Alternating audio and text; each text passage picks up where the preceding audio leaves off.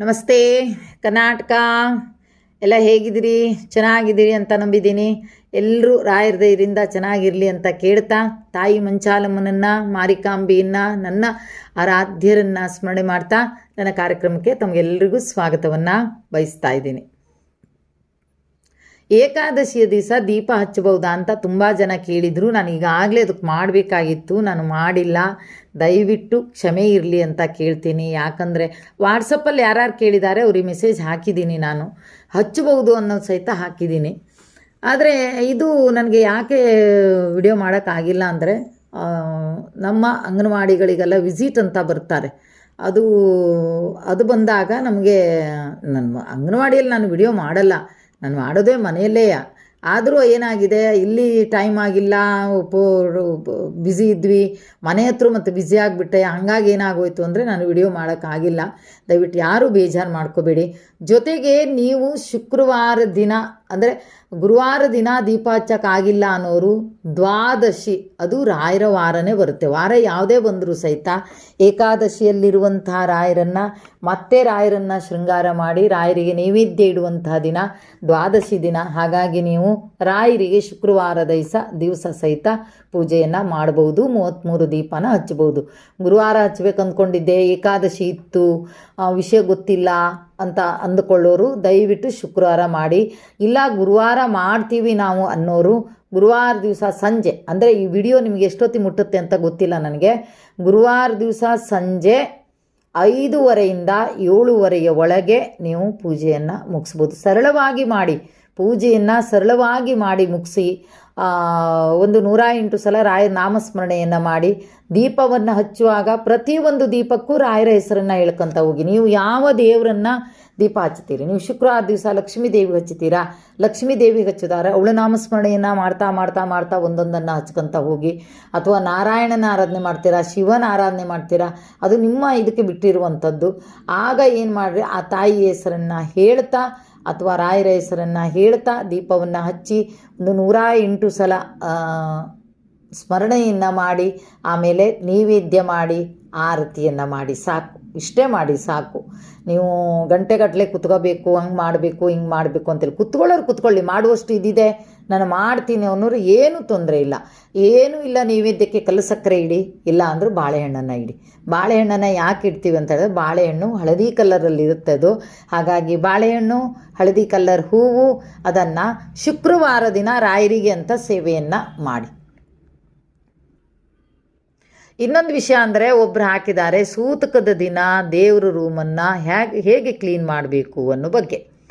ನಾನು ಮಾಡುವ ರೀತಿ ಹೇಳ್ತೆ. ನಮಗೆಲ್ಲ ಅದು ಸೂತಕ ಬಂದಾಗ ನಾವೇನು ಮಾಡ್ತೀವಿ, ಮನೆಯೆಲ್ಲ ಕ್ಲೀನ್ ಮಾಡಿ ಉಟ್ಟಂಥ ಹೊದ್ಕೊಂಡಂಥ ಬಟ್ಟೆಗಳನ್ನು ಹತ್ತಿರದ ಸೂತಕ ಆದರೆ, ಎಲ್ಲೆಲ್ಲೋ ಸೂತಕ ಬರುತ್ತೆ ನಮಗೆ. ಎಲ್ಲೋ ದೊಡ್ಡ ಕುಟುಂಬ ಆಗಿದ್ದಕ್ಕೆ ಅವರಂತೆ ಇವರಂತೆ ಯಾರಂತಲೇ ಗೊತ್ತಿರಲ್ಲ ನಮಗೇನು ನಮಗೆ ಗೊತ್ತಿಲ್ಲ, ನಮ್ಮ ತಂದೆ ತಾಯಿಗೆ ಗೊತ್ತಿರಲ್ಲ ಅಂತ ಎಲ್ಲೆಲ್ಲೆಲ್ಲ ಸೂತಕ ಸುದ್ದಿಗಳು ಬರುತ್ತೆ. ಅದನ್ನೇನು ಭಾಳ ಇದು ಮಾಡಲ್ಲ, ಮಾಡ್ತೇವೆ. ಅಂದರೆ ಬಟ್ಟೆ ಎಲ್ಲ ಅಷ್ಟು ತೊಳೆಯೋದಂತೂ ಮಾಡಲ್ಲ. ಇನ್ನು ಹತ್ತಿರ ಸೂತಕ ಆದರೆ ಮಾತ್ರ ಬಟ್ಟೆ ಎಲ್ಲ ತೊಳೆದು, ಆಮೇಲೆ ಸ್ನಾನ, ಮನೆಗೆಲ್ಲ ಗೋಮೂತ್ರ ಅಥವಾ ಹತ್ತಿರ ಪಂಚಕವಿ ಅಂತ ಸಿಗುತ್ತೆ, ಅದು ಸಿಕ್ಕಿದರೆ ಅದೆಲ್ಲ ಹಾಕಿ ಒರೆಸ್ಕೊಂಡು ಸ್ನಾನ ಮಾಡಿ ಒಳಗೆ ಬಂದು ದೇವ್ರ ಕೋಣೆಗೆ ಬರ್ತೀವಿ. ದೇವ್ರ ಕೋಣೆಗೆ ಬಂದ ಮೇಲೆ ನಾನು ಮಾಡುವಂಥದ್ದು, ಎಲ್ಲ ದೇವ್ರ ಫೋಟೋಗಳನ್ನು ತೆಗೆದು ಕ್ಲೀನ್ ಮಾಡಿ ಒರೆಸಿ ಆದಮೇಲೆ ಅಲ್ಲಿ ಅರ್ಶಿನ ಗಂಜಲ ಹಾಕಿ ನಾನು ಇಡೀ ದೇವ್ರ ರೂಮನ್ನು ಒರೆಸ್ತೀನಿ. ಒರೆಸಿ ಆದಮೇಲೆ ಒಳಗೆ ನಾನು ದೇವ್ರ ಫೋಟೋವನ್ನು ತಗೊಂಡು ಹೋಗುವಾಗ ಶುದ್ಧವಾದ ನೀರಲ್ಲಿ ಅದನ್ನು ಬಟ್ಟೆಯನ್ನು ಸರಿಯಾಗಿ ಹಿಂಡ್ಕೊಂಡು ಎಲ್ಲ ಒರೆಸಿ ಒಳಗೆ ತೊಗೊಂಡೋಗಿ ಇಡ್ತೀನಿ. ಆಮೇಲೆ ಗಂಧ ಹಚ್ಚಿ, ಹೂವು ಹಾಕಿ, ದೀಪ ಹಚ್ಚಿ ಆರತಿ ಮಾಡಿ, ಆ ರೀತಿ ಮಾಡುವಂಥದ್ದು ನನ್ನ ಪದ್ಧತಿ, ನಮ್ಮ ಪದ್ಧತಿ. ನಿಮ್ಮ ಪದ್ಧತಿಯಲ್ಲಿ ಏನಾದರೂ ಹಿಂಗೆ ಚೇಂಜ್ ಇರ್ಬೋದು, ಏನೋ ಗೊತ್ತಿಲ್ಲ. ಅಂತೂ ನಾವಂತೂ ಇಷ್ಟು ಮಾಡ್ತಾಯಿದ್ದೀವಿ.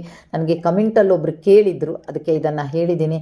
ಹಾಗಾಗಿ ಪೂಜೆಯನ್ನು ಮಾಡುವವರು ಗುರುವಾರ ತಪ್ಪೋಯ್ತು ಅಂತ ಬೇಜಾರು ಮಾಡ್ಕೋಬೇಡಿ. ಹಳದಿ ಹೂವನ್ನು ಇದು ಮಾಡಿ ಅಂತ ಅಂದಿದ್ದಾರೆ, ಏಕಾದಶಿ ಆದರೆ ಹಳದಿ ಹೂವು ಹಾಕುವಂಗಿಲ್ವಲ್ಲ ಅಂತೆಲ್ಲ ಯೋಚನೆಗಳನ್ನು ಮಾಡುವವರು ನೀವು ಶುಕ್ರವಾರದ ದಿನ ಪೂಜೆಯನ್ನು ಶುರು ಮಾಡಿ. ಪೂಜೆಯನ್ನು ಮಾಡಿ ಆ ದಿವಸ ರಾಯರದ್ದೇ ವಾರ ಆಗಿದ್ದಕ್ಕೆ ಯಾವುದೇ ತೊಂದರೆ ಆಗಲ್ಲ. ದಯವಿಟ್ಟು ಪೂಜೆಯನ್ನು ಮಾಡಿ. ಅಂದರೆ ರಾಯರ ವಾರನೇ ಬರುತ್ತೆ. ಯಾಕಂದರೆ ಏಕಾದಶಿ ದಿನ ರಾಯರು ಧ್ಯಾನಾಸಕ್ತರಾಗಿರ್ತಾರೆ. ಮರುದಿನ ಅವರನ್ನು ಮತ್ತೆ ಶೃಂಗಾರ ಮಾಡಿ ಮತ್ತೆ ನೈವೇದ್ಯಕ್ಕಿಟ್ಟು ಇದು ಮಾಡ್ತಾರೆ. ಹಾಗಾಗಿ ನಾನು ಹೇಳ್ತಾ ಇದ್ದೀನಿ, ದ್ವಾದಶಿ ಸಹಿತ ರಾಯರಿಗೆ ಸಂಬಂಧಪಟ್ಟದ್ದಾಗುತ್ತೆ. ಹಾಗಾಗಿ ಆವತ್ತು ವ್ರತವನ್ನು ಮಾಡಿ. ಇಲ್ಲ ಶುಕ್ರವಾರ ದಿವಸ ಲಕ್ಷ್ಮೀನ ಇದು ಮಾಡ್ತೀವಿ ಅಂತಾದರೆ ನೀವು ಲಕ್ಷ್ಮಿಯನ್ನಷ್ಟೇ ಕರೆದು ಪೂಜೆಯನ್ನು ಮಾಡಬೇಡಿ. ಒಂದೊಂದು ದೀಪವನ್ನು ಹಚ್ಚುವಾಗಲೂ ಸಹಿತ ಲಕ್ಷ್ಮೀ ನಾರಾಯಣಾಯ ನಮಃ ಅಂತ ಹೇಳೇ ದೀಪವನ್ನು ಹಚ್ಚಿ. ಶ್ರೀ ಲಕ್ಷ್ಮೀ ನಾರಾಯಣಾಯ ನಮಃ ಅಂತ ದೀಪವನ್ನು ಖಂಡಿತವಾಗಿ ಹಚ್ಚಿ. ನಾನು ಯಾವಾಗೂ ಲಕ್ಷ್ಮಿಯನ್ನು ಕರೆಯುವಾಗ ಬರೀ ಮಹಾಲಕ್ಷ್ಮಿ ಅಂತ ಕರೆಯಲ್ಲ, ನಾನು ಲಕ್ಷ್ಮೀನಾರಾಯಣ ಅಂತಲೇ ಕರಿತೀನಿ ನಾನು. ಹಾಗಾಗಿ ನೀವುಗಳು ಸಹಿತ, ಯಾಕಂದರೆ ಲಕ್ಷ್ಮಿಗೆ ನಾರಾಯಣ ಜೊತೆಗೆ ಇರಲೇಬೇಕು. ಅವಳಿಗೆ ಯಾವತ್ತೂ ನಾರಾಯಣನ ಕರೀದೇನೆ ಅವಳು ತೃಪ್ತಿ ಆಗಲ್ಲ ಅವಳಿಗೆ. ಅಲ್ಲ, ನೀವು ಮಾಡುವಂಥ ಪೂಜೆಗೆ ಆ ತಾಯಿ ತೃಪ್ತಿ ಪಡ್ಬೋದು, ಆದರೆ ಅವಳಿಗೆ ಅವಳ ಗಂಡನನ್ನು ಕರೆದ್ರಷ್ಟೇ ಅವಳು ಜಾಸ್ತಿ ಅವಳಿಗೆ ಖುಷಿಯಾಗುವಂಥದ್ದು. ಹಾಗಾಗಿ ಲಕ್ಷ್ಮೀನಾರಾಯಣಾಯ ನಮಃ ಅಂತ ಹೇಳ್ತಾ 33 ದೀಪವನ್ನು ಹಚ್ಚಿ. ಅಂದರೆ ನೀವು ಶುಕ್ರವಾರ ದಿವಸ ನೀವು ಪೂಜೆ ಮಾಡ್ತೀರಿ ಅಂತಾದರೆ, ಶುಕ್ರವಾರ ದಿವಸ ರಾಯರದ ಪೂಜೆ ಮಾಡ್ತೀರಿ ಅಂತಾದರೆ ರಾಯರ ಪೂಜೆ ಮಾಡೋಕ್ಕಂತೂ ಗೊತ್ತು ನಿಮಗೆ. ಹಾಗಾಗಿ ಶುಕ್ರವಾರ ದಿನ ತಪ್ಪೋಯ್ತು ನನಗೆ, ಯಾಕಂದರೆ ಪ್ರತಿಯೊಂದು ಅಧಿಕ ಮಾಸದಲ್ಲಿ ಪ್ರತಿಯೊಂದು ದಿನವೂ ಚೆನ್ನಾಗಿದೆ, ಅಮಾವಾಸ್ಯೆ ತನಕನೂ ಚೆನ್ನಾಗಿದೆ. ನೀವು ಪ್ರತಿಯೊಂದು ದಿನ ಯಾವ ವಾರ ಸಹಿತ ಮಾಡ್ಬೋದು, ಮಾಡಿ ಆಯಿತಾ. ಹಾಗೆ ಇದನ್ನು ಹೇಳಬೇಕಿತ್ತು, ಬೇಸರ ಮಾಡ್ಕೋಬೇಡಿ ಯಾರು. ಏಕಾದಶಿ ದಿವಸ ಅವ್ರು ಹೇಳಿದರು ನನಗೆ, ನಾನು ಒಬ್ಬರು ದೊಡ್ಡ ರಾಯರ ಭಕ್ತರಿಗೆ ನಾನು ಮೆಸೇಜ್ ಹಾಕಿದ್ದೆ. ಏಕಾದಶಿ ದಿವಸ ರಾಯರಿಗೆ ದೀಪ ಹಚ್ಚುತ್ತೇವಲ್ವಾ, ದೀಪ ಹಚ್ಬೋದಲ್ವ ರಾಯರಿಗೆ, 33 ದೀಪ ಹಚ್ಬೋದಲ್ಲ ಅಂದಾಗ ಅವ್ರು ಹಾಕಿದ್ರು, ಇಲ್ಲಮ್ಮ ತುಪ್ಪದ ದೀಪವನ್ನು ರಾಯರಿಗೆ ಹಚ್ಚಬಹುದು, ನೈವೇದ್ಯ ಮತ್ತೇನು ಮಾಡುವ ಹಾಗಿಲ್ಲ, ತುಪ್ಪದ ದೀಪವನ್ನು ಹಚ್ಚಬಹುದಮ್ಮ ಅಂತ ಮಾಡಿದರು. ಆದರೆ ವಿಡಿಯೋ ಮಾಡೋದು ಲೇಟ್ ಆದ ಕಾರಣ ನಾನು ನಿಮ್ಮೆಲ್ಲರಿಗೂ ತಪ್ಪಾಗಿ ತಿಳ್ಕೊಬೇಡಿ ಅಂತ ಹೇಳ್ತಾ ಇದ್ದೀನಿ. ಹಾಗಾಗಿ ದ್ವಾದಶಿ ದಿವಸ ಎಲ್ಲರೂ ಪೂಜೆಯನ್ನು ಮಾಡಿ. ನನ್ನ ಮುಂದಿನ ವಿಡಿಯೋದಲ್ಲಿ ನಿಮಗೆ ಸಮಸ್ಯೆಗಳು ಎದುರಾಗತ್ತೆ ಅಥವಾ ಮಾಡಿದಂತಹ ಕಾರ್ಯಗಳಲ್ಲಿ ಯಶಸ್ಸಿಲ್ಲ, ಏನೋ ಅಂದ್ಕೋತೀವಿ ಅದು ಏನೋ ಆಗುತ್ತೆ ಅಂತ ಅನ್ನೋರಿಗೆಲ್ಲರಿಗೊಂದು ಸುಲಭವಾದಂಥ ಉತ್ತಮವಾದಂಥ ಒಂದು ಮಂತ್ರ. ಜೊತೆಗೆ ವಿದ್ಯಾರ್ಥಿಗಳಿಗಂತೂ ತುಂಬ ಒಳ್ಳೆಯದು. ಎಕ್ಸಾಮಿಗೆ ಹೋಗುವಾಗ ವಿದ್ಯಾರ್ಥಿಗಳಂತಲೇ ಅಲ್ಲ, ಅದು ವಿದ್ಯಾರ್ಥಿಗಳಂತೂ ಇನ್ನೂ ಒಳ್ಳೆಯದಾಗುತ್ತೆ. ಹಾಗಾಗಿ ತಾವುಗಳು ಖಂಡಿತವಾಗಿಯೂ ಆ ಮಂತ್ರವನ್ನು ನಾನು ಉಚ್ಚಾರಣೆಯನ್ನು ನಾನು ಹಾಕ್ತೀನಿ. ಜೊತೆಗೆ ಆ ಮಂತ್ರ ನಿಮಗೆ ತಲುಪಿದ ಮೇಲೆ ದಯವಿಟ್ಟು ನಿಮ್ಮ ಸ್ಥಳದಲ್ಲಿ ಅಮಾವಾಸ್ಯೆ ಒಳಗೆ ಹತ್ತಿರದಲ್ಲಿ ಆ ದೇವಸ್ಥಾನ, ನಾನು ಯಾವುದು ಇದು ಹೇಳ್ತೀನಿ ಆ ದೇವಸ್ಥಾನ ಇದ್ದರೆ ದಯವಿಟ್ಟು ಅಲ್ಲಿ ಹೋಗಿ 33 ಪ್ರದಕ್ಷಿಣೆಯನ್ನು ಹಾಕಿ ಬನ್ನಿ. ಅದಕ್ಕೆ ನಾನು ಯಾವುದು ಹೇಳ್ತೀನಿ, ಮಂತ್ರ ಯಾವುದು ಹೇಳ್ತೀನಿ ಅಂತ ಗೊತ್ತಾಗುತ್ತೆ ನಿಮಗೆ. ಅದಕ್ಕೆ ಸಂಬಂಧಪಟ್ಟಂಥ ದೇವಸ್ಥಾನಕ್ಕೆ ಹೋಗಿ 33 ಪ್ರದಕ್ಷಿಣೆಯನ್ನು ಹಾಕಿ.